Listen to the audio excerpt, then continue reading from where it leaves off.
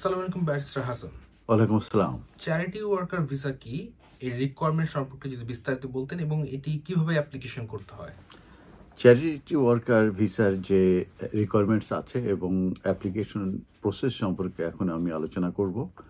তো এই UK charity worker visa এটা মূলত অ্যালাউ করে থাকে পিপুলকে উইথ এ ওয়ার্ক অফার, এটা ওয়ার্ক অফারের থাকবে এবং তারা মূলত to attempt international work within the UK এবং এটা আপ টু 12 মান্থস।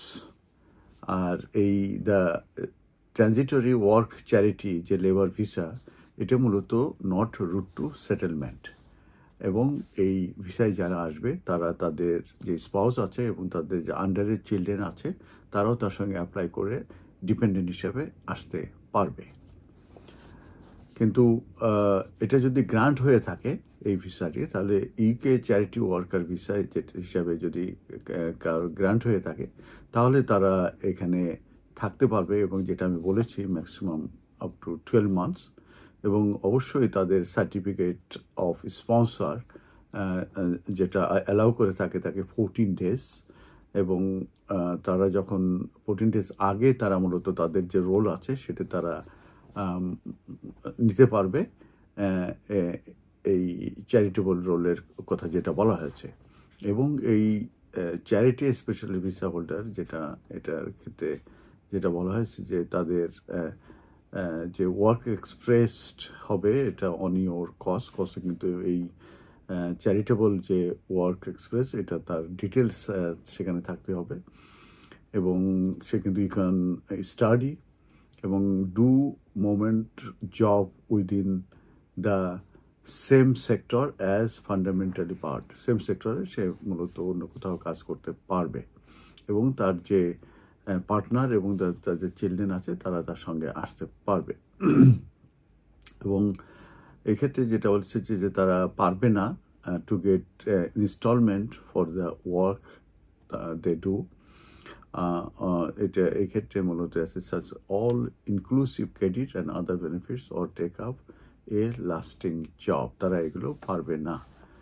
তো এখন চ্যারিটি এক্সপ্রেস ভিসা সম্পর্কে আরেকটু আমি বলি যে এটা মিট করতে গেলে 3টে মেন ক্রাইটেরিয়া আছে, সেগুলো তাদেরকে স্যাটিসফাই করতে হয়। প্রথম যেটা আছে যে international hands on work that straightforwardly contribution করবে to your sponsor charitable purpose. তার মানে এটা কিন্তু চ্যারিটেবল পারপোজেই তারা আসবে এবং সেই ক্ষেত্রে তাদের কন্ট্রিবিউশন করতে হবে এবং সেই contribution to the sponsor charitable purpose.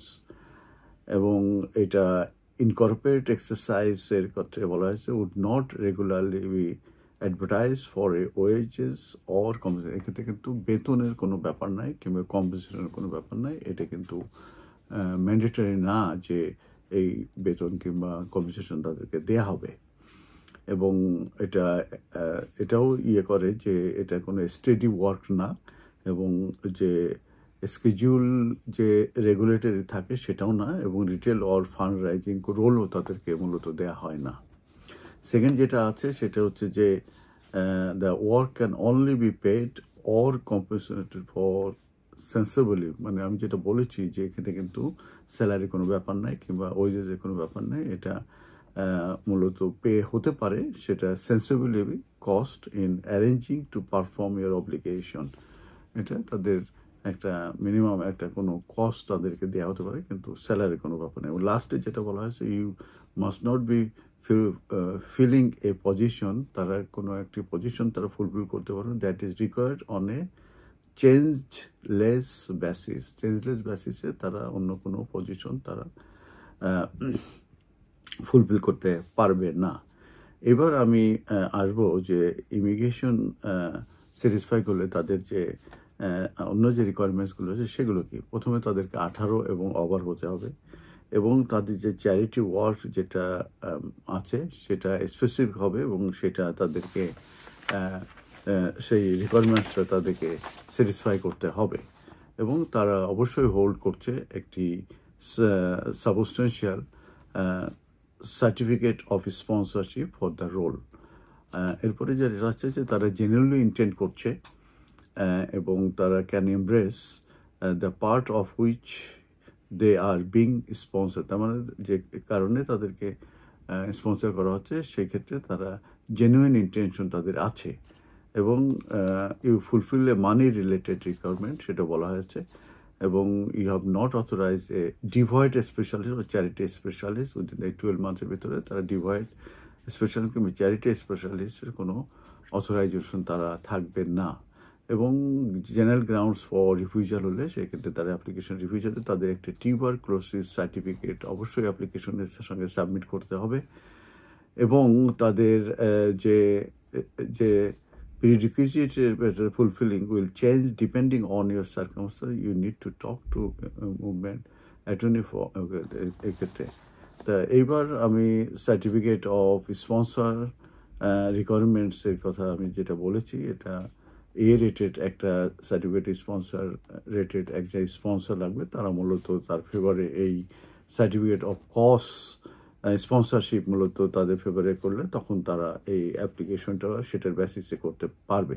এটা যখন ইস্যু হবে তাদেরকে অবশ্যই 3 মান্থসের ভিতরে ইন করতে হবে, তা নাহলেই সেই কস্টটা ভয়েড হয়ে যাবে। আর এখানে মেনটেন্যান্সের একটা ব্যাপার আমি আগে বলেছি, সেটা হচ্ছে যে তাদেরকে অ্যাটলিস্ট 12 মান্থের মেনটেন্যান্স দেখাতে হবে, যেটা এই মুহূর্তে £1270, সেটা মেন অ্যাপ্লিকেন্টের জন্য, এবং তাদের অ্যাকাউন্টে অ্যাটলিস্ট 20 সাকসেসিভ ডেজ তাদেরকে হোল্ড করতে হবে, আর ইন কান্ট্রি হলে 31 ডেজ তাদের এই অ্যাকাউন্টে এটা হোল্ড করতে হবে 1270। আর যদি তাদের কোনো ডিপেন্ডেন্ট থেকে থাকে সেক্ষেত্রে 285 ফর দ্য স্পাউস, এবং প্রথম চাইল্ডের জন্য হবে 315, এবং সেকেন্ড চাইল্ডের £200। আর যেটা হচ্ছে যে এই অ্যাপ্লিকেশন মূলত 8 উইকস সময় লাগে প্রসেস করতে, এবং এর ভিতরেই মূলত ডিসিশন চলে আসে। তো এই ছিল মোটামুটি এই চ্যারিটি ওয়ার্কার ভিসা, যেটা আমি বলেছি এটা নট রুট টু সেটেলমেন্ট, এবং এটা মাত্র 12 মান্থের মধ্যে দেওয়া হয়, এবং যদি অন্য কোনো ক্যাটাগরিতে যদি কেউ সুইচ করতে তাদের ব্যাপারে আলাদাভাবে অ্যাডভাইস নিয়ে সেভাবে আপনারা কাজ করবেন। ধন্যবাদ।